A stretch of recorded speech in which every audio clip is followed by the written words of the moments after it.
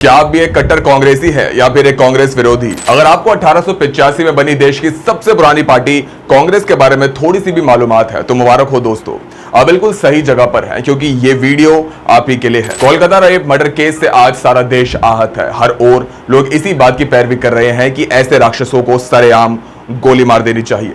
इसी बीच कांग्रेस नेता राहुल गांधी भी फ्रंट फुट पर आकर ममता दीदी के खिलाफ खड़े हो चुके हैं और टीएमसी के दोहरे चरित्र पर उंगली उठाने लगे हैं। मगर यहां हम आपको बताना चाहेंगे कि टीएमसी से ज्यादा खतरनाक दोहरा चरित्र तो खुद कांग्रेस कर रहा है। मगर आखिर वो कौन से मुड़े तोड़े ऐतिहासिक पन्ने हैं जिन्हें हम आपके लिए लेकर आए हैं, जानेंगे सिर्फ और सिर्फ कथा पर।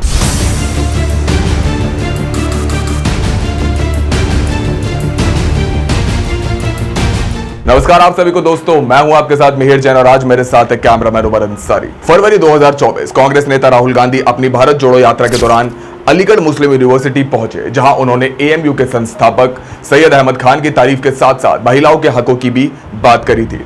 राहुल गांधी ने भले ही अलीगढ़ मुस्लिम यूनिवर्सिटी के साथ साथ सैयद अहमद खान का पक्ष लिया हो, लेकिन क्या खान साहब का कहना भी कांग्रेस के लिए कुछ ऐसा ही था जैसा राहुल गांधी ने बोला? डॉक्टर संदीप कुमार पाठक अपनी किताब मौलाना अबुल कलाम आजाद एक विचारधारा में लिखते हैं कि सर सैयद अहमद खान ने कांग्रेस को हिंदुस्तान के लिए नुकसानदेह मानते हुए बदरुद्दीन तैयब जी को लिखा था कि मैं नहीं जानता कि नेशनल कांग्रेस लफ्जों का क्या मतलब होता है। आप इस गलत काम करने वाले नेशनल कांग्रेस के काम को हिंदुस्तान के हक में मानते हैं, लेकिन मुझे ये कहते हुए अफसोस हो रहा है कि मैं इन कामों को सिर्फ अपनी कौम के लिए ही नहीं बल्कि कुल मिलाकर हिंदुस्तान के लिए भी नुकसानदेह ही मानता हूं। कांग्रेस पार्टी गुलाम भारत से ही खुद को आजादी का मतवाला मानती आई है, जिसमें पंडित नेहरू समेत गांधी जी के योगदानों को कोई नहीं झुटला सकता। मगर क्या सैयद अहमद खान, जिनकी कांग्रेस के बड़े बड़े लीडर पैरवी करते नजर आते हैं, वास्तविकता में महान थे? कई ऐतिहासिक दस्तावेजों में हमें एएमयू के संस्थापक सैयद अहमद खान की कुछ राजनीतिक लाइनें भी मिल जाएंगी, जिनमें साफ तौर पर लिखा है कि मुसलमानों को ब्रिटिश राज के प्रति वफादार होना चाहिए और स्वतंत्रता आंदोलन से दूर रहना चाहिए। इसके अलग अहमद खान भारत की आजादी को मुसलमानों के लिए एक बहुत बड़ा खतरा मानते थे। ये सब सुनने के बाद अब शायद हमें कई लोग कम्युनल्स का टैग दे देंगे, यानी कि हमें कम्युनल्स का टैग मिलेगा। मगर इस टैग को हम पर थोपने से पहले एक दफा ये सुने। 20 फरवरी 1949 भारत के पहले शिक्षा मंत्री मौलाना अबुल कलाम आजाद ने अलीगढ़ मुस्लिम यूनिवर्सिटी में देते हुए अपने एक भाषण में बेहद साफ शब्दों में सर सैयद अहमद खान की सच्चाई को बयां किया था। उन्होंने कहा था कि गुलाम भारत में हिंदुस्तानी मुसलमान समस्त राजनीतिक आंदोलनों से न केवल अलग थे बल्कि स्वतंत्रता के संघर्ष के विरोध तक के लिए तत्पर थे। हिंदुस्तानी मुसलमानों की इस राजनीतिक गतिरोध का सबसे बड़ा और एकमात्र कारण एएमयू के संस्थापक स्वर्गीय सैयद अहमद खान का नेतृत्व था, जिसका भार 19वीं शताब्दी के अंतिम 25 सालों में उन्होंने उठाया था। और अलीगढ़ पार्टी ने इंडियन नेशनल कांग्रेस से मुसलमानों को दूर रखने की सर सैयद अहमद खान की इस नीति को प्रचलित करने की पूरी चेष्टा की थी। तो अब आप ही बताइए दोस्तों कि सर सैयद अहमद खान जैसे व्यक्ति की नेशनल लेवल पर प्रशंसा करना कांग्रेस का दोहरा चरित्र नहीं है? 15 अगस्त 1947 भारत की आजादी और 14 अगस्त 1947 पाकिस्तान की आजादी, दोनों मुल्कों के बीच हुए उस रक्तपात के बीच कई लोग जहां आग में घी डालने का काम कर रहे थे, तो वहीं अबुल कलाम आजाद जैसे कुछ लोग इस फिरका परस्ती के खिलाफ खड़े थे। लाहौर में हिंदुओं की एक संस्था को संबोधित करते हुए आजाद साहब ने यह तक कह डाला था कि मैं उन सबको हिंदू मानता हूं जो इस देश में रहते हैं, चाहे वो किसी भी धर्म और नस्ल के क्यों ना हो। यही कारण है कि मुझे इस बात पर गर्व है कि मैं हिंदू हूं। कई दक्षिणपंथी हिंदू और मुसलमान कांग्रेस को खुद के लिए घातक बताते हैं और शायद आपने सोशल मीडिया पर भी कई बार सुना होगा कि सरदार पटेल की जगह नेहरू बने कांग्रेस अध्यक्ष। आज जहां एक तरफ सुप्रिया सूले जैसे कांग्रेस पार्टी के स्पोक्सपर्सन पंडित नेहरू के कांग्रेस अध्यक्ष बनने पर गर्व करते हैं, उस फैसले की वकालत करते हैं, तो वहीं दूसरी ओर भारत के शिक्षा मंत्री और एक जमाने में खुद कांग्रेस अध्यक्ष रहे अबुल कलाम आजाद भी नेहरू को कांग्रेस अध्यक्ष बनाने जैसे फैसले को गलत बताते हैं। मौलाना अबुल कलाम आजाद ने अपनी किताब इंडिया विंस फ्रीडम में लिखा है कि मैंने सब कुछ आगा पीछा देख समझ लेने के बाद यह निष्कर्ष निकाला था कि वर्तमान परिस्थितियों में सरदार पटेल को अध्यक्ष बनाना ठीक नहीं होगा।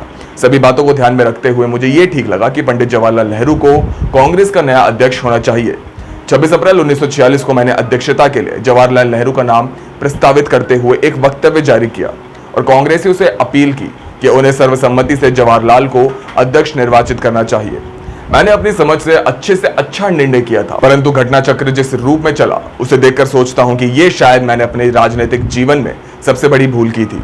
मेरी दूसरी भूल वे थी जब मैंने ये निर्णय किया कि मैं स्वयं अध्यक्ष पद के लिए खड़ा ना रहूं, तो मैंने सरदार पटेल का समर्थन नहीं किया।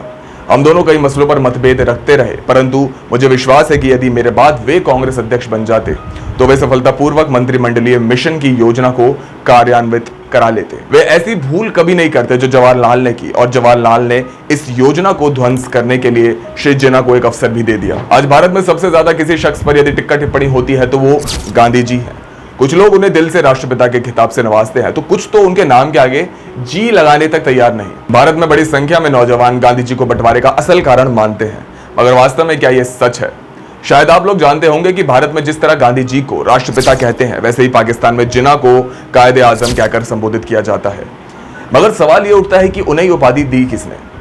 इंडिया विंस फ्रीडम में मौलाना अबुल कलाम आजाद ने साफ तौर पर लिखा है कि गांधी जी ने बहुत पहले जिन्ना के प्रति एक विशेष रवैया अपना लिया था। मैं सोचता हूं कि गांधी जी ने श्री जिन्ना के प्रति इस अवसर पर जो दृष्टिकोण अपनाया है वो बड़ी भारी राजनीतिक भूल है। इससे श्री जिन्ना को एक नई और अधिक महत्ता मिल गई थी। जिन्ना ने तीसरे दशक में जब कांग्रेस छोड़ी थी तब उनकी राजनीतिक महत्ता बहुत कुछ घट चुकी थी। गांधी जी के कुछ तो किए और कुछ अनकिए कामों के कारण हिंदुस्तान के राजनीतिक जीवन में जिन्ना को पुनः महत्ता प्राप्त हो गई। वास्तव में यदि गांधी जी का ऐसा रवैया ना होता तो जिन्ना की इतनी पूछ कभी नहीं होती। हिंदुस्तानी मुसलमानों के बहुत से वर्ग ऐसे थे जो श्री जिन्ना और उनकी नीतियों को संदेह की दृष्टि से देखते थे, परंतु जब उन्होंने देखा कि गांधी जी बराबर उनके पीछे भागते हैं और खुद उनकी खुशामदें करते हैं तो उनमें से बहुतों के मन में श्री जिन्ना के लिए एक नया आदर भाव पैदा हो गया। उन्होंने ये भी सोचा कि सांप्रदायिक मसले के समझौते में अधिक से अधिक लाभ की शर्तें तय करने में उनसे अच्छा और कोई आदमी नहीं हो सकता, और शायद ये सच भी था। इसी तरह गांधी जी ने एक वक्त पर मोहम्मद अली जिन्ना को महान नेता यानी कि कायदे आजम का खिताब दे डाला था, कायदे आजम। और इसी महान नेता ने हिंदुस्तान का बंटवारा कर डाला, और कांग्रेस इस कलंक से आज भी भागती है कि देश के बंटवारे में उनका कोई हाथ दूर दूर तक नहीं था। दोस्तों, हम इस मुद्दे पर कुछ नहीं बोलेंगे क्योंकि तय अब आपको करना है कि वास्तव में कांग्रेस पार्टी का चरित्र पाक है या फिर दोहरा। लेकिन दोस्तों, इस सब पर आपकी क्या राय है हमें कमेंट बॉक्स में जरूर बताएं। दोस्तों, वीडियो पसंद आई हो तो वीडियो को लाइक करें, शेयर करें, सब्सक्राइब करें और साथ ही बेल आइकन को भी जरूर दबाएं ताकि आपको हमारी तमाम वीडियोस की नोटिफिकेशन सबसे पहले मिल सके। कैमरामैन उमर अंसारी के साथ मिहिर जैन, कथा।